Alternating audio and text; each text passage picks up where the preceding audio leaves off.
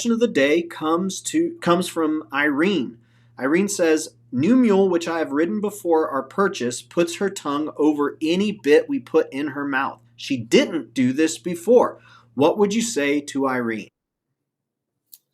Hi, Irene. She's basically saying, hey, what are you doing putting this horse bit in my mouth? And I always get a kick out of folks, and this is the prime example. They think once they've done something a couple times, that's the end of it. They'll do it good from then on. Well, that's not always true, especially when we make them uncomfortable. And when we make them uncomfortable, they're going to find a way to be comfortable, and we, as the herd leader, i.e. the human, i.e. the predator person, we need to make that prey animal comfortable. And how do we do it? Number one, what do we do? Make sure the teeth are floated and balanced. I was just talking with Karen Rees in Oregon. She's she does a great job of showing mules and even in open class shows against horses and wins a lot. And she does good. Now, she was on her mule, which has been just near perfect going all the way through. And she showed this mule. She's been in the mountains, all kinds of stuff. All right. Now, she's going down the trail, and all of a sudden, the mule goes to bucking. Now, this mule has never bucked before. But let me tell you, folks, and I know a lot of you heard this over and over again, all equine, mules, donkeys, horses, all buck. They all do. They have a reason for it the majority of the time, especially mules. They got a reason. A mule just don't buck just to buck. A donkey just don't buck just to buck. Now, disposition is really, really important. That's the number one thing, okay? But I want to go back to this. Let's go back. They all buck. So what happened? A bee stung her, and it made her scared, and she went to bucking. Now, what happens when they buck? Head goes down to the ground, back end comes up, and it goes like this, and that's why you get thrown off of your mule, because you're not laying back and grabbing your night latch. I have a night latch on every single saddle. Yep. And so let's go on back. She got bucked off. She got a broken arm, and she's healing very, very fast right now. So one of the things I asked her, when have you had your teeth loaded? And she said 2 years ago. I said, don't do that. Every single year, get the teeth loaded. You see, folks, they grind their feed. They don't chew their feed. They grind it. And because they grind it, they get little points on their teeth. And when they get little points, they hang up. When the head goes down, the back then kind of rounds out really big, and they go to bucking. But what's happened was the teeth were getting hung up because of those points. How did she know this? She took him to the veterinarian. Veterinarian says, here, let me show you. She had the mouth wide open with a spectrum on it. Shove your hand in there, you can feel the sharp points. Folks, every year, I say in the spring, get your teeth loaded, and then a couple weeks later, get them wormed. And now you're good. Okay, you got the idea? When they go down, you got the upper and the lower shelf of your head. And when they go down, the upper or the lower part of the hoof goes out. It goes out. So it changes. It goes from here to here. And when it does, them teeth hang up, and it makes them that much more uncomfortable. So let's go back to the question. Your mule's getting a tongue over top of the bit. It's telling you you got the bit in the mouth too high. Okay? Now, I'm riding a mule, and I've been riding this mule, been driving me crazy. This was 25 years ago. And I had 2 or 3 guys helping me train and stuff. We had mules all over the place.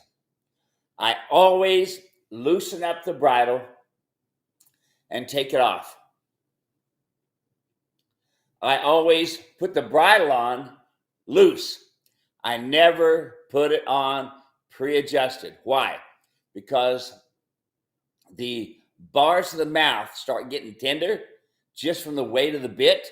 Not that it's at the incorrect bit, but it starts getting tender because of the bit banging on it. So what happens is we put on a pre-adjusted bit from the time last we drove, and we pull it up over top of the ear. What happens? He throws his head. Well, he's ear shy now. No, he's not ear shy. What happened was that bit went against the bars of the mouth and banged on it. See, so that bit went on the edge of the bars of the mouth and banged on it, made it uncomfortable, so the mule throwed his head to keep you from pulling on the bridle. Where if you would have put the bridle, pardon me, put the bridle on loose and then adjusted it up, then it would be perfect. Now let's go back. How do we know where the bit is comfortable in the mouth? We start out with a snaf bit. Now I use my Mule Rider's Martingale. Comes complete with a bridle and bit, reins, and a how-to video. That's one thing you all know about me is I've got a how-to video. I don't just sell you a bit. How-to video. All right, now, why a snaffle bit? Snaffle bit is lighter, and a snaffle bit does two things. Builds a foundation, corrects a problem. So for 6 months, on an average, training 4 to 6 hours a week,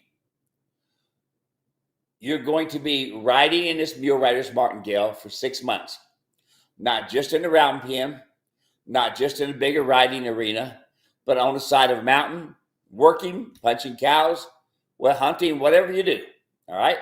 And that snaffle bit, it builds the foundations over a 6 month time frame. In 3 months, you can add the finish bit, which is my trail rider bit, and by the end of the 6 months, you'll wean off of the Martingale and you'll be in the finished bit. Now let's go back. If you have a John Mule, he has a canine. Here are the teeth right here. Here's the front teeth. This little tooth right here sticks up. That is a canine. You don't take that away. That's what John Mules do. So the bit goes down and the bit bumps the canine. Makes it uncomfortable. So the mule plays with the bit. You call it playing. I don't. I say he's asking questions about the bit. He picks it up. He puts it down. He picks it up. He puts it down. And pretty soon he picks it up and holds it where he likes it. Now, you make note of that day. You take it off, and then you come back again, and 2 or 3 days later, and you put it back on again. He's going to do it 6 times. Remember? 3, 6, 9, 12. Now we can start training. Now we can start riding, but not until then, because what we have to do now, remember this. You've hurt his mouth. Just like when they go to bucking, you hurt their back, okay?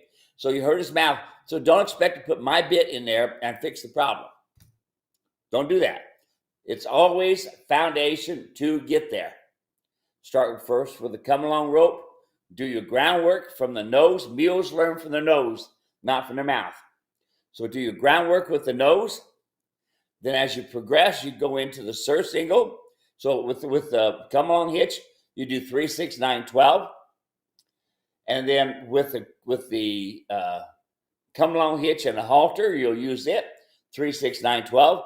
Then they go into sur single.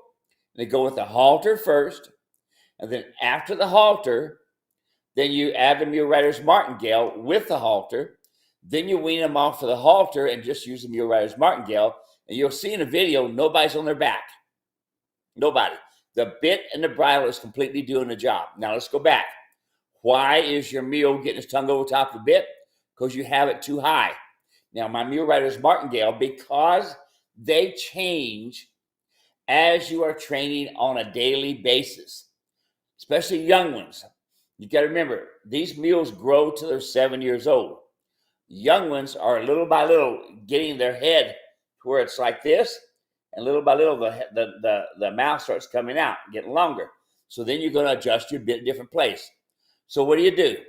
Number one, okay, number one thing that you do is you first get the teeth floated.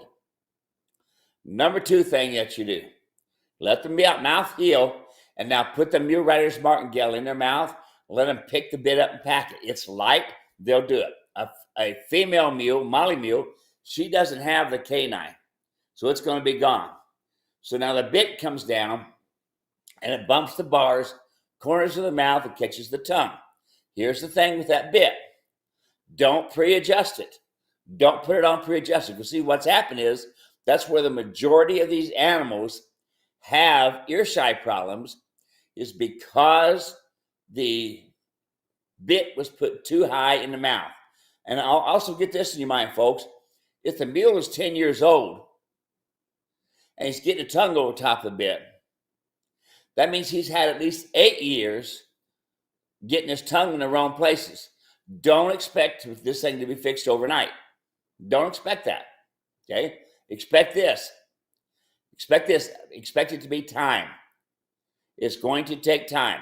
And if you take your time, it'll work. If you don't take your time, you're going to have a problem. So number one, get the teeth loaded.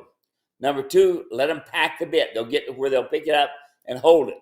When they get to pick it up and hold it, don't touch it. Don't adjust it. The only time you adjust a bit is when you put in a trail rider bit and you put it on loose, just like you do any other bit. Put it on loose, let it hang down, bumping the teeth. They'll pick it up and pack it. Then that bit, you will adjust to that spot. But not the Mule Rider's Martingale, not that snaffle bit.